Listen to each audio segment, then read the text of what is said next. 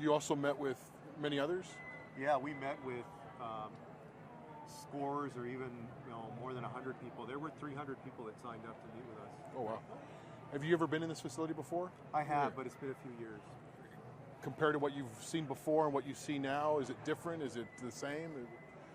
Well, I mean, I think the desperation is always the same, but there was a real sense of despondence and a vulnerability and a hopelessness in a way that I had not seen in the past. A lot of these people just don't understand how it is that they followed the law. Many of them use the CBQ1 app. They came in an orderly way. They were allowed by our government to come into the country to wait on their asylum cases, and now they're being thrown in jail basically and barely told what's going on. Some of them not being given medical treatment, all of those things. Do you feel like you got a good sense of what the conditions are like while you were in there? Yeah, I did.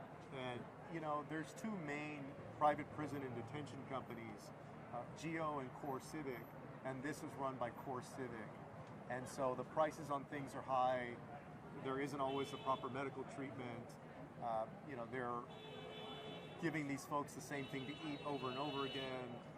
Their movement is being controlled all the time. So it very much is like a prison setting.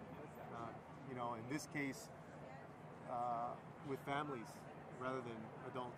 You've heard some CBP officials say that the conditions here are very good. They get good meals, they get quality health care, they get education. You're not buying that? Well, that's what's supposed to happen. There is a budget for food, there's a budget for medicine, there's a budget for mental health care. But in practice, in actuality, it doesn't work out that way. People are not getting what they need when they need it. And so this is just emblematic of the detention system in the United States. It's inhumane to have a 2-month-old baby in there.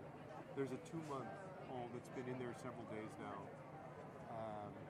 For the lawyers who are trying to access their clients, as an attorney, I could tell you, it seems easier to schedule a visit with somebody charged with capital murder and our prison system than it is sometimes to schedule visits with the clients that these immigration lawyers have in these detention facilities. And the rights that some of the folks who are charged with with heinous crimes, those rights are even greater than some of these folks have. Do you think that the conditions here, I think I've heard some people describe it as like that they're trying to convince these people to self-deport. Do you think ultimately that's what's happening here? I think this administration, controlled by Stephen Miller on immigration, is trying to be cruel, is trying to punish in an effort to get people to leave. But the thing is, even the people who have cried mercy and said, "I'll just get me out of here." There was somebody that had been there 8 months. Even the people that said, "Just get me out of here," some of them are still being kept months and months after that point. Why? There can be no other reason besides incompetence or cruelty. Do you think there's any chance Liam and his father get out anytime soon? I hope and I expect that they will be released. What else did they tell you about what they've been experiencing? Well, Liam's father was very worried about his wife. Right after I got out of Dilley, the first thing that I did was call Liam's mom to talk to her about the visit and how it went. She's pregnant? Liam's mom is 4 months pregnant.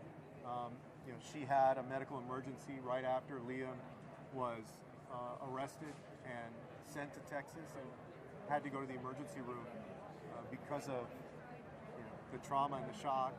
And she's 4 months pregnant right now. And did you get any more clarity on how their arrest and detention unfolded? I mean, the BP, the Border Patrol, have been saying that the father abandoned his son, and I'm sure you've read all that. Like, did you get any more clarity on that? We didn't get a chance to go into the whole story about how it went down. All right, very good. And I walked in at the tail end of your comments this afternoon. We were racing back from Dilley, but I think if I heard you correctly, you called for the abolishment of ICE and for Kristi Noem to be impeached? Yeah, ICE should be disbanded, and Kristi Noem should be impeached, fired, or resigned. Very good. All right. Thank you.